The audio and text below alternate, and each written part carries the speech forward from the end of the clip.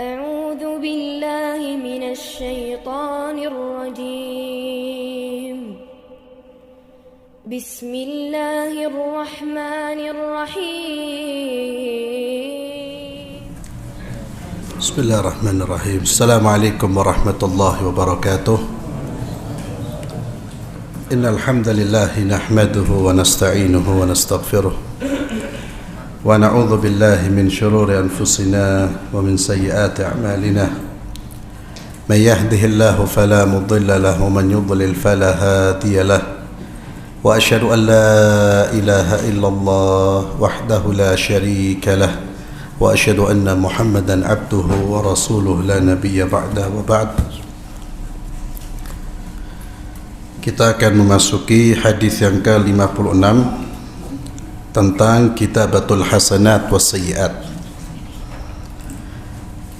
Dari Abu Hurairah radhiyallahu anhu anna Rasulullah sallallahu alaihi wasallam qala, bahwa Rasulullah sallallahu alaihi wasallam bersabda, yaqulullah, Allah berfirman, idza arada 'abdi an ya'mala sayyi'atan fala taktubuha 'alaihi hatta ya'malaha.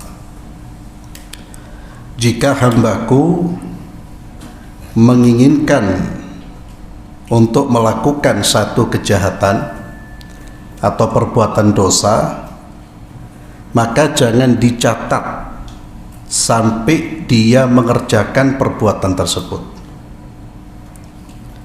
Fa in amilaha, kalau dia sudah melakukan atau mengerjakan perbuatan dosa tersebut, faktubuha bimithliha, maka catatlah dosanya sesuai dengan perbuatannya. Wa in tarakaha min ajli faktubuha lahu hasanah, kalau dia meninggalkan perbuatan dosa tersebut, jadi sudah berkeinginan untuk melakukan perbuatan dosa, kemudian dibatalkan, ditinggalkan, min ajli, kata Allah, disebabkan karenaku atau karena takut kepadaku, faktubuha lahu hasanah, maka catatlah baginya kebaikan. Wa in arada an ya'mala hasanatan falam ya'malha faktubha lahu hasanah, jika dia menginginkan satu kebaikan, niat untuk melakukan satu kebaikan, kemudian tidak jadi mengamalkannya atau terhalang untuk mengamalkannya, maka catatlah baginya satu kebaikan. Fa in amilaha faktubha lahu bi asyri amthaliha ila 700 dhifin. Kalau dia niat, kemudian dia kerjakan apa yang dia niatkan, maka catatlah baginya pahala 10 kali lipat sampai 700 kali lipat. Di dalam hadis ini Nabi SAW menjelaskan tentang amal kebaikan dan amal keburukan, serta orang yang punya niat untuk melakukan kebaikan atau keburukan. Orang yang punya niat untuk melakukan kebaikan hanya berkeinginan saja, tapi belum ada tindakan apa-apa, maka tidak dicatat sebagai perbuatan dosa sampai dia melakukan tindakan perbuatan. Kalau dia sudah melakukan tindakan, sudah ada usaha, sudah ada aktivitas, sudah berjalan menuju perbuatan dosanya, maka itu sudah tercatat baginya perbuatan dosa, sekalipun belum sampai tujuan.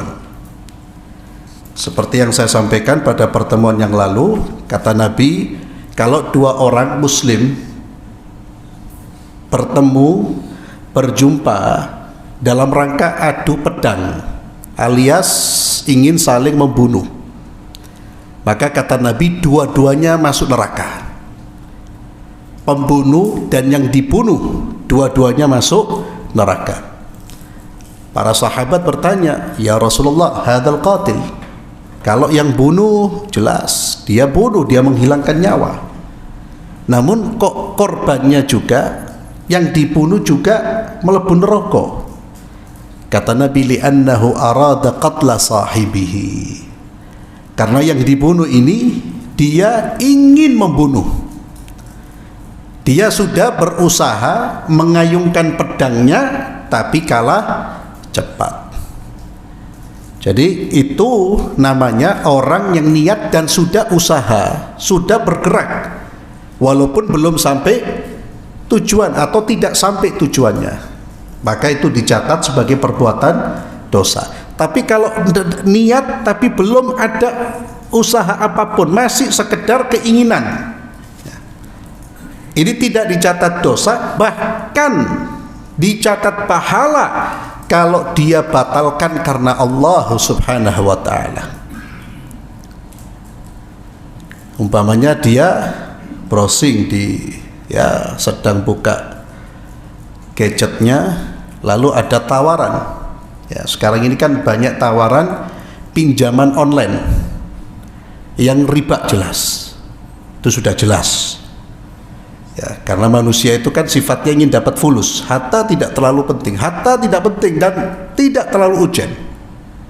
Karena tawaran ini bahaya, Pak, dan ini harus antum ingatkan keluarga-keluarga antum, ya, karena kita ini sudah banyak yang kena, bukan kita antum ya, artinya orang-orang yang kita kenal sudah banyak kena. Ya, tawarannya enak itu, antum pinjam sekian langsung keluar hari itu. Ya. Ini kan menggiurkan dan itu riba jelas. Walaupun legal secara undang-undang, ya ada apa itu OJK dan sebagainya. Karena legal menurut negara belum tentu legal menurut agama. Haram jelas. Ada keinginan, oh enak iki. Ya. Dan di situ kan tawarannya jelas, ya. Bunganya rendah. Ya. Karena saya beri contoh ini karena sudah banyak yang jatuh ke situ, Pak. Sohib-sohib kita. Kadang mau nyicil beli mobil, nyicil beli motor, ya. Padahal sesuatu yang bisa ditunda, kecuali sesuatu yang nggak bisa, ya. Kalau udah dapat uang dia mati, itu lain lagi. Pinjam sohib semuanya bilang nggak ada fulus, fakir semua, nah, mungkin lain lagi. Dia niat, Pak, pengen, zadiki. Ada pinjaman menggiurkan, mudah sekali syaratnya. Itulah banyak orang kena, karena mudah sekali. Niat, tapi ternyata dia ingat ayat-ayat tentang riba, bergetar hatinya, takut, ya Allah, ancamannya keras, tak jadi dia pinjam, ya. Allah catat baginya pahala. Pingin main gaplek, ono judinya, duit iki iso dapat iki bulus banyak, sudah niat pengen berangkat, ternyata hujan deras, petir halilintar, tak jadi berangkat. Dapat pahala apa enggak? Hah? Kenapa? Bukan karena Allah tapi karena hujan. Hati-hati antum. Yang satu jelas karena Allah, dia ingat, inni akhafullah. Seperti seorang laki-laki yang ketika dia mau berzina dan perempuan sudah ada di depannya, sudah tinggal satu langkah zina sudah, ternyata Allah ingatkan dia. Dari mulut wanita ini dia mengatakan, ittaqillah, bertakwalah engkau kepada Allah. Bergetar hatinya, Pak, tak jadi. Allah muliakan laki-laki ini. Jadi maka di sini ingat, dia tinggalkan kemaksiatan, niat maksiatnya min ajli, karena aku, bukan karena yang lain.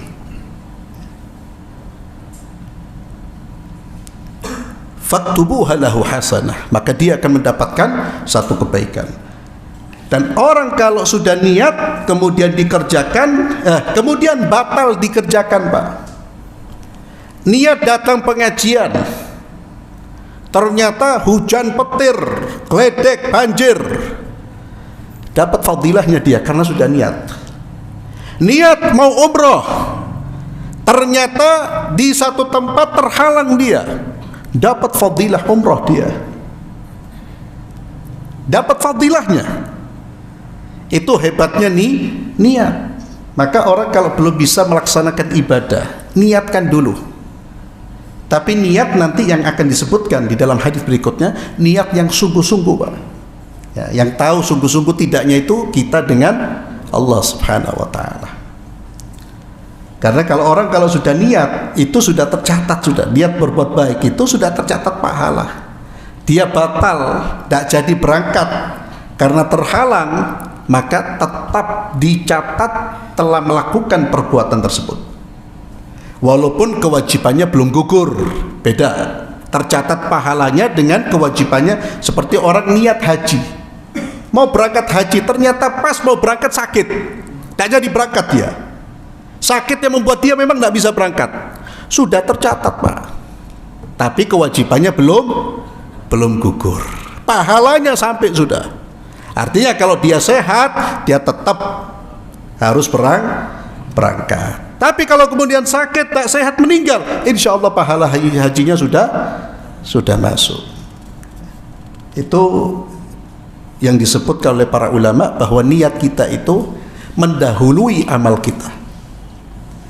Pahalanya itu mendahului amal kita. Itu kalau niat kebaikan, Pak. Tapi kalau niat keburukan tidak dikerjakan, niat saja belum dapat apa-apa. Ini diantara bentuk rahmat Allah Subhanahu wa ta'ala. Kalau dia niat berbuat baik, dikerjakan kebaikan tersebut, Allah tidak memberikan balasan setara dengan kebaikannya, tapi dilipat gandakan 10 bahkan sampai 700. Hadza min fadli Rabbi. Di antara karunia Allah Subhanahu wa ta'ala. Kalau dosa ya setara, dosanya seberapa ya itulah, tidak dilipat gandakan. Itu pun bisa digugurkan dosanya. Kemudian dari Khuraim bin Fatik, beliau berkata, bersabda Rasulullah sallallahu alaihi wasallam, ya, Khuraim bin Fatik ini sahabat Nabi min ahli Suffah.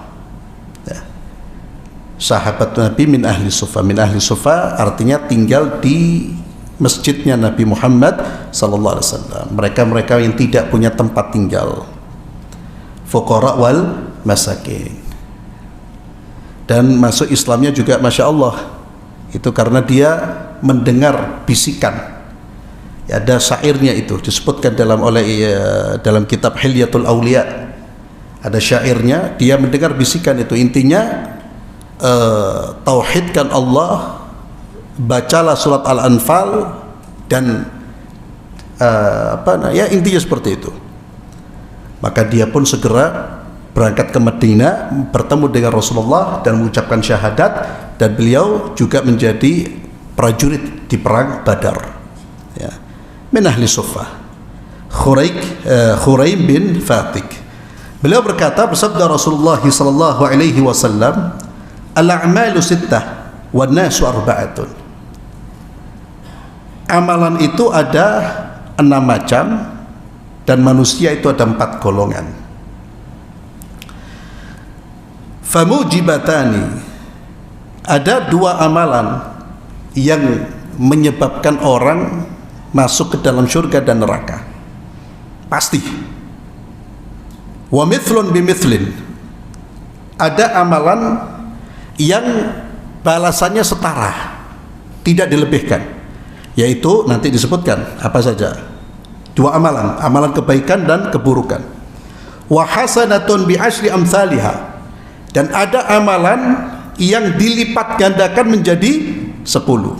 Wa hasanatun bi sab'imi'ah, dan ada keamalan kebaikan yang dilipat gandakan menjadi 700. Lalu dijelaskan oleh Nabi, fa'amal mujibatan, adapun 2 penyebab atau amalan yang pasti menyebabkan orang masuk ke dalam surga yang satunya, dan pasti menyebabkan ke dalam api, masuk ke dalam neraka.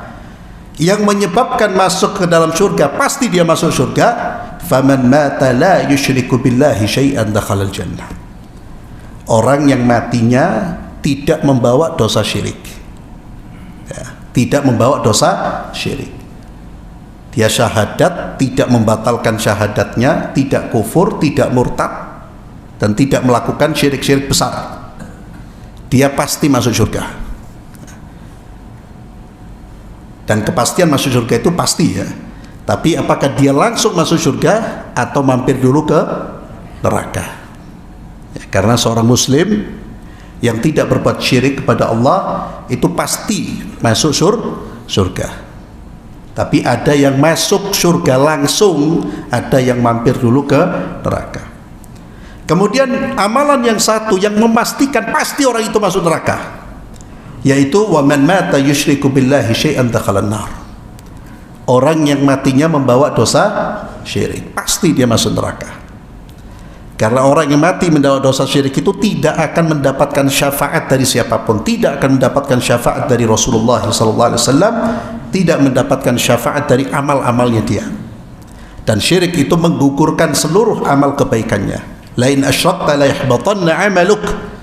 Kalau engkau berbuat syirik, maka seluruh amal-amalmu akan berguguran. Itu dua amal ya. Kemudian amal ketiga dan keempat, yaitu amal-amal yang balasannya setara. Apa dua amalan yang balasannya amalan tersebut dibalas secara setara dan sama persis, yaitu faman hamma bihasanatin, siapa yang niat melakukan kebaikan, hatta yash'uraha qalbuhu, sampai betul-betul dirasakan oleh hatinya dan diketahui oleh Allah, yakni mantap, niat betul. Maka niatnya ini sudah tercatat satu pahala. Wa man 'amila sayyi'atan, demikian pula yang amalan tersebut dibalas dengan seimbang, setara.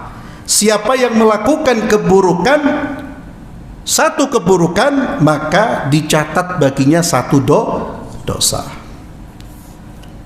Kemudian amalan yang satu kebaikannya dilipat gandakan menjadi 10, yaitu semua kebaikan.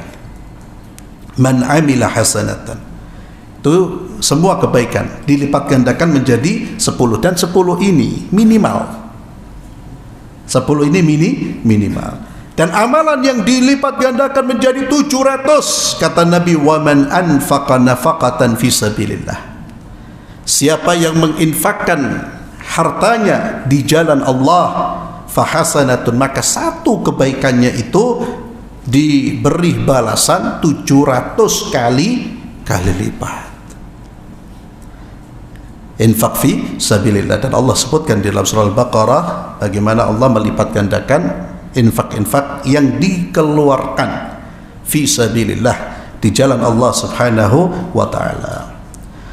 Wa amman nas, adapun golongan manusia, 4 golongan manusia, famuwassa'un alaihi fid dunya maqturun alaihi fil akhirah. Golongan pertama adalah golongan orang yang diberi harta yang banyak di dunia, namun dia sengsara di akhirat. Makturun, dipersempit hidupnya di akhirat. Ini yang paling jelas, yaitu al-ghaniyul kafir atau al-kafirul ghani, orang kafir yang kaya raya. Ini golongan pertama, Pak. Na'udzubillah. Soge di dunia dia dapat segala-galanya, ya. Terkaya nomor 1, ya, terkaya nomor 1 se-Indonesia saja itu luar biasa sugihnya, apalagi terkaya nomor 1 sedunia, ya. Bahkan terkaya nomor 1 KHM Mansur itu sudah istimewa, ya. Itu sudah luar biasa itu. Ini kaya tapi kafir, menderita. Ini jenis pertama, ya. Apa artinya? Ya kalau asumsinya lah, selama dia hidup senang terus. Berapa tahun dia senang, Pak? 60, 70 tahun, 80 tahun. Itu kalau asumsi kita dia senang terus. Belum tentu orang-orang tajir itu senang, Pak. Semakin banyak harta biasanya gelisahnya semakin tinggi. Dengar ada inflasi, gak karu-karuan, bisa tidak tidur itu. Ya. Itu kalau asumsinya mereka gembira terus, mulai lahir guyu terus sampai mati. 80 tahun, penderitaannya berapa tidak bisa, waktunya tidak bisa sudah. Alam barzakh itu orang bisa ribuan, ratusan tahun di alam barzakh, nangis dia terus. Ya, naudzubillah. Ini golongan yang pertama. Ini seperti siapa? Paling jelas siapa? Ya Fir'aun, Qarun.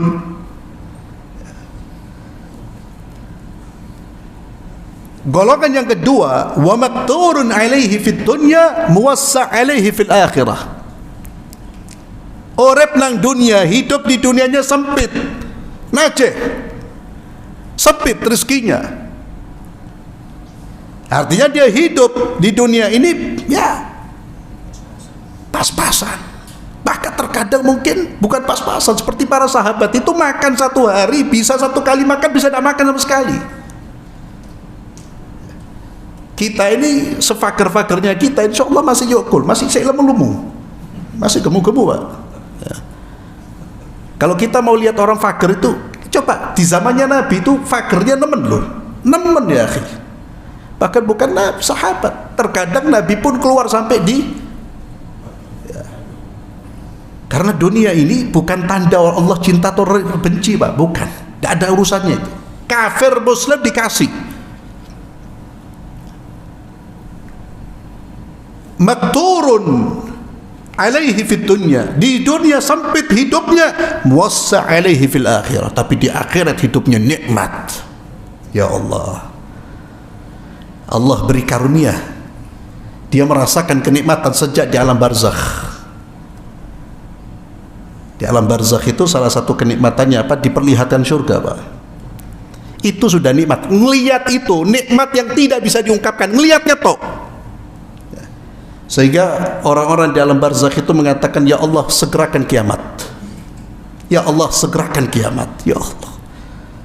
Wallahi berpikir untuk kehidupan itu, Pak. Kita ini kalau pinter berpikir untuk kehidupan itu, bukan dunia. Dunia ini berpikir tapi dibatasi. Apa yang memang kita perlukan, ya juga ditinggalkan ya tidak bisa karena kita hidup di dunia. Tapi jangan sampai pikiran kita fokus melupakan yang ini. Ya Allah, betapa khasaranya, Pak. Paling enak itu baca tentang hari kiamat ya, di alam kubur. Itu antum harus punya itu di rumah, Pak. Itu kalau lagi lagi malas-malas, Pak, dibuka. Ya, tapi dibuka di pojok, bukan dibuka di gini toh, di pojok. Ya, di pojok, Pak. Itu subhanallah salah satu cara kita membangkitkan semangat untuk beramal soleh. Jadi golongan kedua ini fakir di dunia, tapi kaya di mana? Di akhirat. Golongan yang ketiga, wa makturun alaihi fid dunya wal akhirah. Nasallallahu alaihi wasallam. Di dunia fakir, di akhirat neraka. Ya Allah. Ini bisa jadi kafir fakir, ya. Sudah kafir fakir. Atau muslim tapi tidak tahu sholat, fakir. Saya kadang-kadang lihat orang-orang ya hidupnya di dunia soro, Pak, terus dah ibadah. Antum harus sedih, Pak. Antum punya rasa iba. Ya apa cara menarik orang ini biar ibadah dia? Karena di dunia sudah tidak punya apa-apa dia. Dan sayang sekali saudara-saudara kita itu yang seperti itu terkadang juga punya pemikiran yang keliru. Dianggapnya kalau setiap orang Islam pokoknya nanti kalau mati didoakan, ono sing bocoi donga wis mari selamat dia. Itu ada orang seperti itu, Pak. Ada orang dinasehatin, ya akhi, ya Pak, ya diceluk, Pak, sampai kok tak sholat Jumat, hati-hati sampean kena neraka iku soro, Pak. Luwih soro teko urip nang dunia.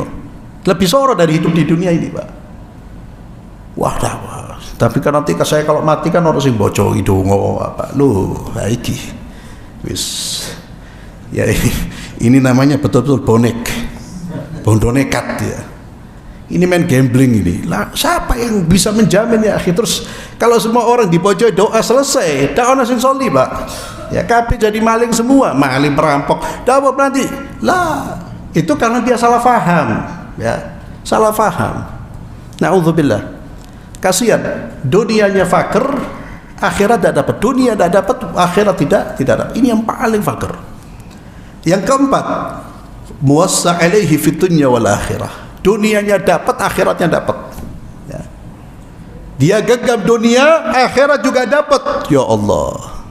Mudah-mudahan kita termasuk golongan keempat. Kalau tidak bisa ya paling elek golongan keberapa tadi? Kedua. Ya, itu paling elek. Tapi insya Allah tidak sampai kita orang ini di dunia hatta tidak suki. Tapi insya Allah tidak sampai susah Pak ya, tapi elek-eleknya tidak apa-apa susah di dunia, tapi harus sampai susah di itu paling elek. Tidak ada pilihan lain sudah. Tapi kalau dapat yang keempat ya istimewa. Ini semua seperti siapa? Ya Abu Bakar, Uthman, Abdurrahman bin Auf, itu dunia digenggam itu. Tapi lihat kehidupan mereka. Dunianya dapat, surganya dapat. Dan dapat surganya itu bukan ketika mereka mati baru lihatlah, di dunia sudah diberitahu. Orang-orang itu 4 khalifah di dunia mereka sudah diberitahu ente masuk surga. Termasuk Abdurrahman bin Auf, Sa'ad bin Abi Waqqas. Itu tajir, itu orang-orang kaya raya. Bahkan Abdurrahman bin Auf itu dikatakan saking mudahnya dia dapat harta, kalau ada batu dibuka jadi emas, gampang sekali dia. Subhanallah. Itu 4 golongan manusia. Maka apa faedahnya Nabi berbicara? Tentu semua sabda Rasulullah SAW ada pelajaran penting. Faedahnya kita harus tahu bahwa memang kehidupan di dunia ini tidak akan tidak akan terjadi semua orang kaya raya, semua orang miskin, tidak akan. Ada yang kaya, ada yang miskin. Dan kaya miskin itu bukan tolok ukur kecintaan Allah kepada seorang hamba. Bukan tolok ukur Pak. Fulan tidak diberi harta berarti Allah cinta, belum tentu. Ada orang tidak diberi harta seperti tadi, tidak diberi harta tidak soli. Fulan dikasih harta banyak Allah senang, belum tentu. Qarun, Fir'aun, ya orang-orang kafir zaman sekarang, ahli maksiat yang kita lihat tuh luar biasa harta mereka. Itu bukan tolok ukur kebaikan seseorang, tapi tolok ukur Allah mencintai seorang hamba apa? Kata Nabi, man yuridillah bi khairan yufaqihu fiddin. Barang siapa yang Allah inginkan kebaikan kepada hamba tersebut, Allah fahamkan dia urusan agama. Tolok ukurnya itu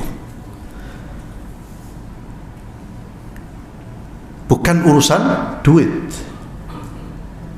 Kalau orang tidak ngerti agama, justru itu yang perlu kita tangisi. Ya Allah, ajak dia. Karena Allah mengatakan barang siapa yang Allah inginkan kebaikan kepada seorang hamba, Allah fahamkan dia urusan agama. Maka fahamkan urusan agama kepada diri kita dan juga keluarga kita. Dan jangan kita merasa anak kita sudah baik-baik saja, hebat ya, bahkan sering dipuji hebat, kalau dia tidak ngerti agama. Itu bukan hebat. Tidak ngerti agama tidak hebat.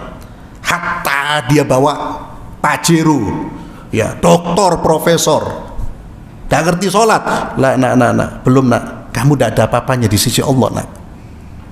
Daun opo-opo nih kamu nak. Muliakan dirimu dengan apa? Ngerti yo tentang agama, ngerti yo tentang Quran, walaupun tidak semua, minimal yang wajib-wajib ya. Karena belajar ilmu agama yang wajib itu, yang wajib-wajib yang harus kita kerjakan, kita harus tahu ilmunya. Sholat tahu ilmunya. Ilmunya apa? Sholatnya kita itu membaca dalil, karena kita belajar dalil. Kita bertakbir seperti ini karena itu yang diperintahkan oleh Nabi saya. Itu namanya sholat berdasarkan ilmu. Dan itu wajib dipelajari. Kemudian ikhwani fillah azallahu wa iyyakum, dari Anas bin Malik radhiyallahu anhu, beliau berkata, bersabda Rasulullah sallallahu alaihi wasallam, innallaha la yadhlimu mu'minan hasana. Sesungguhnya Allah subhanahu wa ta'ala tidak akan menzalimi kebaikan seorang hamba. Yakni Allah tidak mungkin tidak membalas kebaikan seorang hamba, tidak mungkin. Faman ya'mal mithqala dzarratin khairan yarah. Sekecil apapun kebaikan kita itu ada balasannya, dan kita pasti melihat dan merasakan nanti hasilnya, sekecil apapun. Maka tidak ada amalan yang sia-sia, tidak ada. Bahkan kata Nabi sampai guyu, bukan guyu, senyum, tabassumuka, itu dapat pahala sedekah, Pak.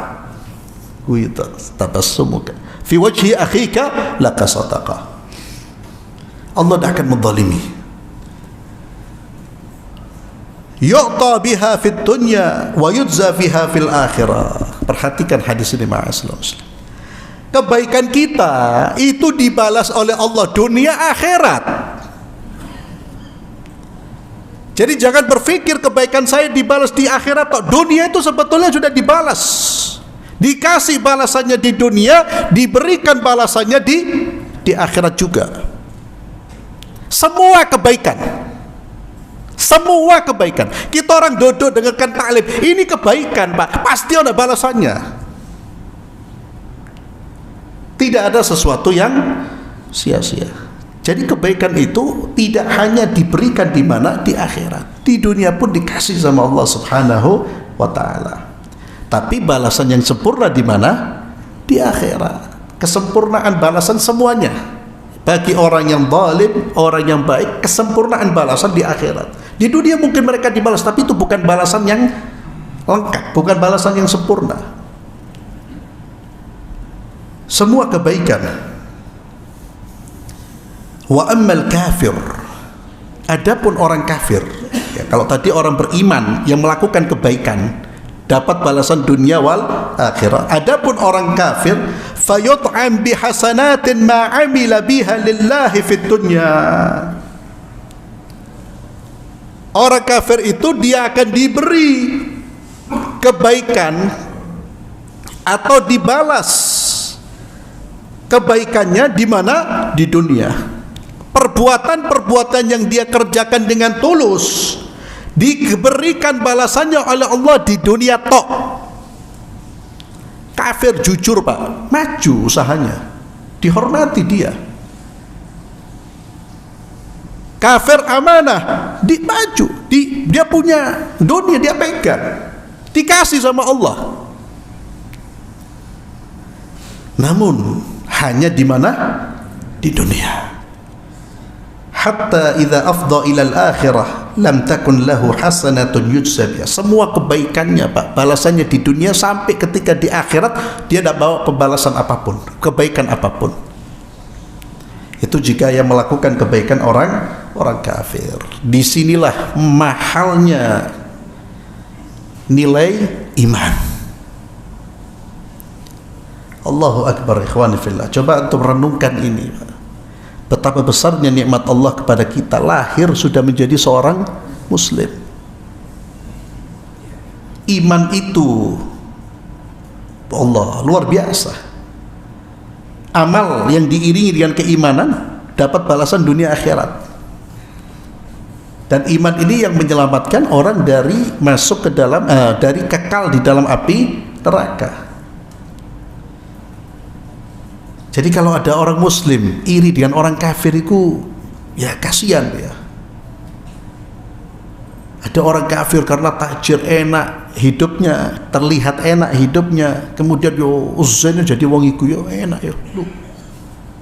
Berarti orang ini dia tidak memahami nilai iman, tidak memahami nilai dunia, tidak memahami nilai akhirat. Apa enaknya orang yang tidak beriman, ya? Apa enaknya orang mendapatkan kebahagiaan satu hari, sengsara selama-lamanya? Na'udzubillah. Maka semua kebaikan ikhwani fillah anzalallahu wa iyyakum, semua kebaikan orang-orang muslim beriman ya, selama kebaikan tersebut tentunya sebagaimana dikaitkan dengan hadis-hadis yang lain, kebaikan tersebut diniatkan karena Allah Subhanahu wa taala. Kemudian dari Abdullah bin Mas'ud radhiyallahu anhu, beliau berkata, qala rajulun, ada seorang yang bertanya kepada Rasulullah sallallahu alaihi wasallam, ya Rasulullah, anu akhad bima amilna fil jahiliyah. Ya Rasulullah, apakah kita akan disiksa, dihukum terkait dengan amal-amal keburukan yang kita lakukan di masa jahiliyah? Apakah perbuatan-perbuatan kita di masa jahiliyah itu akan menjadi dosa yang akan menghukum kita, mendatangkan sanksi siksa kepada kita? Kata Nabi sallallahu alaihi wasallam, man ahsana fil Islam lam yu'akhad bima amila fil jahiliyah. Siapa yang masuk Islam dan dia baik dalam menjalankan Islam, maka seluruh amal-amal jahiliyahnya itu tidak akan dinilai oleh Allah. Sudah dihapus. Dihapus. Wa man asa'a fil Islam ukhidha bil awwal wal akhir. Adapun orang yang tidak beragama dengan baik, maka dosanya yang lalu dan yang akan datang semuanya akan dihitung. Di sini dijelaskan, wa man asa'a fil Islam ay fi aqdihi bi tarki tauhid ukhidha bi kulli ma aslafahu. Dia masuk Islam tapi kemudian kufur, meninggalkan tauhid, maka yang lalu itu tetap dihitung. Namun mereka yang masuk Islam kemudian dia berislam dengan baik, maka semua jenis dosa, ya, syiriknya, dosa besarnya, dosa kufurnya, semuanya terhapus. Islam itu menghapuskan dosa-dosa masa lalu. Bahkan ikhwani fillah, di bab selanjutnya ini masih terkait man amila khairan qabla islamihi, kalau orang-orang kafir yang masuk Islam, dan tentu orang kafir itu ya sekafir-kafirnya tentu banyak kebaikan yang dia lakukan sebelum dia masuk Islam. Bagaimana status amalnya ini? Kalau tadi status amal buruknya setelah dia masuk Islam, bagaimana statusnya? Sudah dihapus ya. Bagaimana dengan amal kebaikannya? Kita baca dalam surah An-Nisa ayat 40, a'udzubillahi minasyaitonir rajim, innallaha la yadhlimu mithqala dzarrah wa in taku hasanatan yudha'ifha. Sesungguhnya Allah Subhanahu wa taala tidak menzalimi sebesar biji zarrah sekalipun. Ya, mithqala dzarrah itu sekecil apapun, tidak pernah Allah berbuat zalim. Dan Allah tidak melakukan kezaliman, sekecil apapun kezaliman itu. Wa in taku hasanatan yudha'ifha. Dan kebaikan itu justru akan dilipat gandakan oleh Allah Subhanahu wa taala.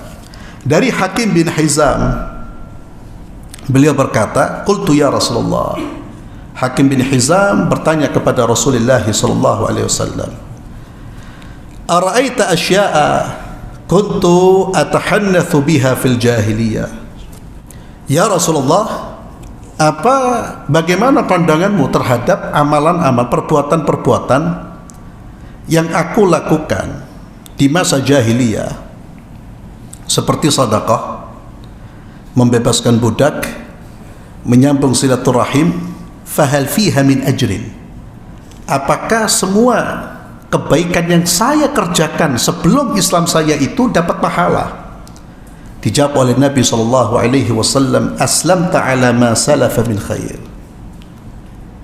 Kamu memeluk Islam dan kamu membawa semua amal-amal kebaikanmu dalam Islam, dan itu dibalas oleh Allah Subhanahu wa taala. Allahu akbar, ini rahmat dari Allah ya. Maka orang kafir yang masuk Islam, kebaikannya dia di masa dia kafir itu semuanya terhitung pahala. tercatat pahala. Tapi amal-amal keburukannya hapus, selesai. Hadza min fadli rabbi. Maka kata Nabi, aslamta ala ma salafa min khair. Wa fi riwayah lahuma anna Hakim bin Hizam a'taqa fil jahiliyah 100 raqabah wa hamala ala 100 ba'irin thumma a'taqa fil Islam 100 raqabah wa hamala ala 100 ba'irin thumma atan Nabi sallallahu alaihi wasallam. Nah, di dalam riwayat yang lain Hakim bin Hizam menyebutkan kebaikan-kebaikannya di masa jahiliyah. Ya. Dia membebaskan budak, kemudian bahkan dia pernah membebaskan 100 budak. Ini orang dermawan luar biasa, Pak. Dalam Islam pun demikian, dia berbuat demikian. Kemudian dia bertanya, bagaimana amal-amalku ya dulu yang Rasulullah? Maka kata Nabi, amal-amalmu yang dulu pun telah diislamkan dengan keislamanmu. Ya, semuanya menjadi Islam, artinya diterima oleh Allah Subhanahu wa taala. Nah, saya kira insyaallah bab selanjutnya kita bisa lanjutkan pada pertemuan berikutnya. Kita akhiri dengan doa kafaratul majlis. Subhanakallahumma bihamdik asyhadu an la ilaha illa anta astaghfiruka wa atubu ilaik. Assalamualaikum warahmatullahi wabarakatuh.